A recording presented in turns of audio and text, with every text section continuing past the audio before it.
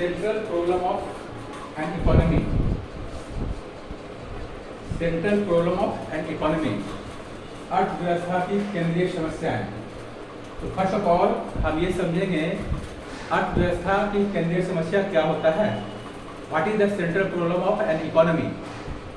Actually है क्या, किसी भी देश, समाज या परिवार के पास वांट्स अनलिमिटेड होता है, लेकिन उस अनलिमिटेड वांट्स को फुलफिल करने के लिए उसके पास रिसोर्स लिमिटेड होता है। This is a main reason of central problem. क्या बताए, व्यक्ति हो, परिवार हो, समाज हो या देश हो या कोई भी इकोनॉमी हो, उसके पास आवश्यकताओं के तुलना में आवश्यकताओं की पूर्ति के लिए संसाधन सीमित पाया जाता है।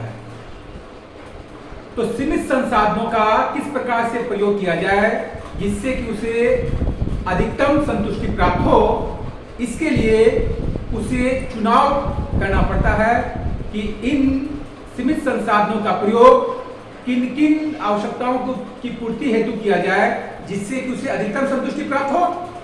It is called problem of choice.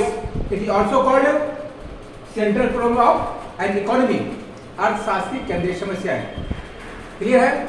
आप फिर समझ लीजिए, किसी भी अर्थव्यवस्था के पास जो रिसोर्स होता है, संसाधन होता है, वह लिमिटेड होता है, जबकि वांट्स अनलिमिटेड होता है। And they always try to get maximum satisfaction from use of limited resource. Then they have to face problem of choice। उसे चुनाव की समस्या का सामना करना पड़ता है कि किन किन हम आवश्यकताओं की पूर्ति अपने सीमित संसाधनों के प्रयोग से करें जिससे कि उसे अधिकतम संतुष्टि प्राप्त हो। So it is clearly saying that central problem of an economy is the basic problem of choice। ठीक है, अब हम देखते हैं What is the cause of central problem? इसका रीजन क्या है? Causes, ठीक है, of an economic problem. What is the reason of economic problem? तो सबसे पहले क्या देखिए, unlimited wants. A person, family, country और economy have always unlimited wants. उसके पास क्या है, वांट्स, इच्छाएं, आवश्यकताएं अनंत होती है, उसका बहुत ज्यादा होता है कंपेयर टू रिसोर्स। नेक्स्ट क्या देखते हैं, difference in intensity of wants. उसके तीव्रता में भिन्नता होती है। वांट्स तो डिफरेंट है ही, लेकिन उस वांट्स के तीव्रता में भी भिन्नता है, यानी कि किस आवश्यकता की पूर्ति हम पहले करें, किसकी बाद में करें, हर एक आवश्यकता की तीव्रता भी अलग अलग होती है। There different intensity of wants. उसके बाद में क्या देखते हैं, लिमिटेड और scarce resource. It means a person, firm, family, country have always scarce of resource, scarce of resource compare to wants. आवश्यकता की तुलना में संसाधन हमेशा सीमित होता है। नेक्स्ट क्या देखेंगे, alternative use of resource. Resource तो लिमिटेड है ही है, उसके साथ साथ क्या है, उसका अल्टरनेटिव यूज है, यानी कि वैकल्पिक प्रयोग है। हम कहीं भी कर सकते हैं, हम दूसरे तीसरे चौथे जगह कर सकते हैं।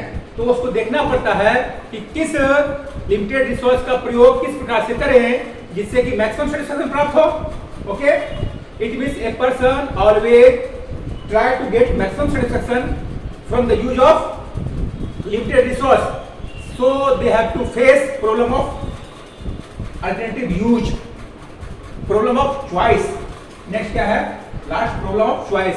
अब उसको चुनाव करना पड़ता है कि भाई उसके पास जो संसाधन तो लिमिट है लेकिन वांट्स अनलिमिटेड है, तो उसको उन लिमिटेड संसाधन से अनलिमिटेड वांट्स को फुलफिल करने के लिए चुनाव करना पड़ता है कि किस किस वांट्स का फुलफिल करें, किस किस समस्याओं को पूरा करें, किस किस आवश्यकताओं को पूरा करें जिससे कि उसे अधिकतम संतुष्टि प्राप्त हो।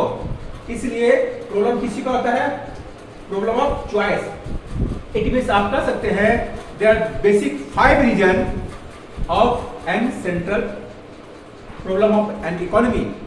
ठीक है, फिर से आप समझ लीजिए, central problem of an economy is the basic problem of choice because a person have always limited resource compared to wants and they have always faced problem of choice, so it is called problem of choice.